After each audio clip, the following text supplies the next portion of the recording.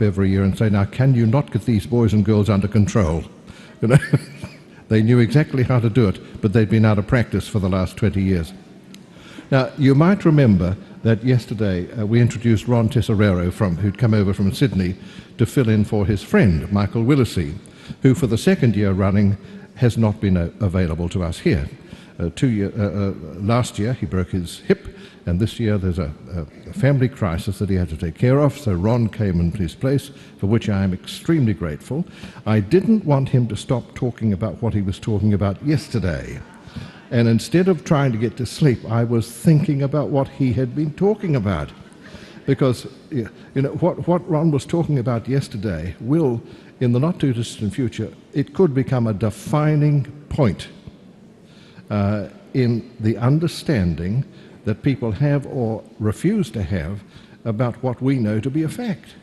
So this is a very, very challenging matter. So I think what Ron is proposing to do is to talk to you by way of introduction, and then he's going to show you a video, and I wish he could provide some answers, but of course it depends on our own understanding of these things. But anyway, I am absolutely delighted that he's here, Ron Tesoriero.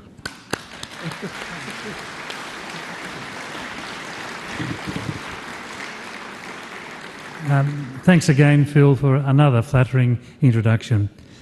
I'm pleased to be able to stand before you today and present a short film that Mike Willesee and I made on the Eucharist.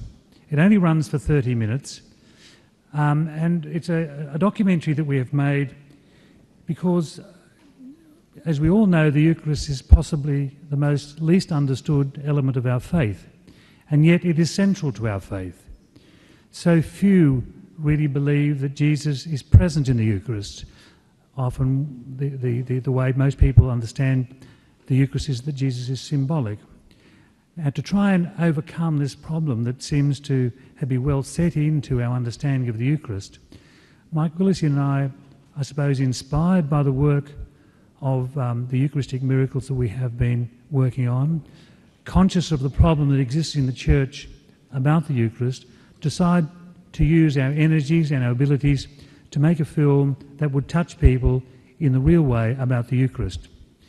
It's actually designed for all ages. It's designed so that children receiving their first Holy Communion could better appreciate the Eucharist, and also for Catholics of many years of understanding, of many years of being a Catholic, who don't have a full understanding of the Eucharist. The film has been made in a number of languages. It actually has been, it's actually played on EWTN each year on the Feast of Corpus Christi, and that's happened for a number of years now. I think the film's been made probably about 8 years. We have presented it in a number of countries. When we presented the film in Poland, a Polish bishop walked out afterwards and made a statement, "This film should be next to the Bible in every home." Now, we couldn't have had a better publicity man than that one about this film, but it really touched him, and when you see it, you can see the reasons why someone would have that attitude.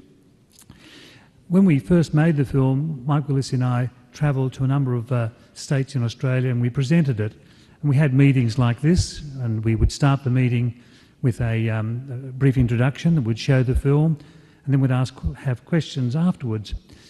And when we showed the film in Adelaide, probably I think it was about 2002, we showed the film, we then called for questions, and there was a gentleman sitting at the back of the room, and he had a white cane, and he tapped his way up to the microphone, and he says, "Look, I haven't got a question, I just want to make a statement." He says, "I'm blind, but I came here, I thought, well, at least I can listen to the film." But then he said, "I thought this film's going to be special, so I said this prayer: Jesus, I know this film is going to be special, please let me see it."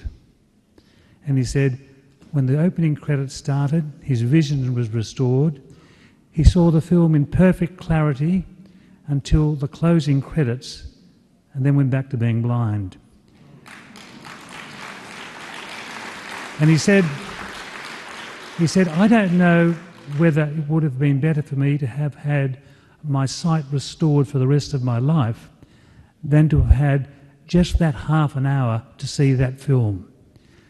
And it's interesting because it's very hard to know whether someone actually saw the film, you know, they can say that. But for me, there was one very telling sign.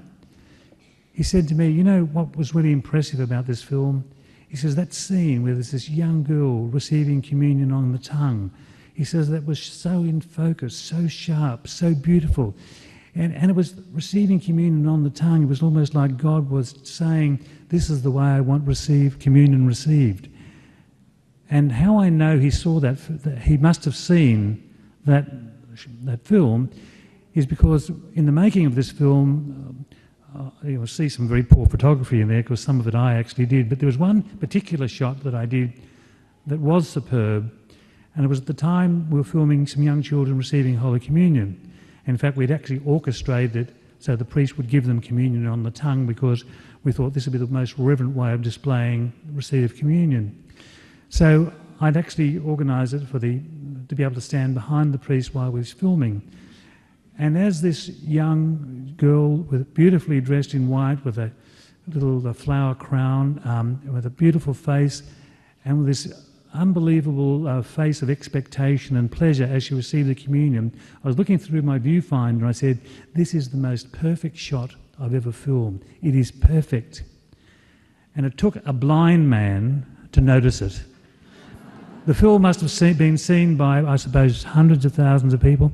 No one's ever identified that shot, and yet the blind man did. So I know he saw the film. So I'd like to sit back now and enjoy the film. I hope it touches you in many ways, and I also hope that it moves you to be able to share it with others so they may also be touched by it as well.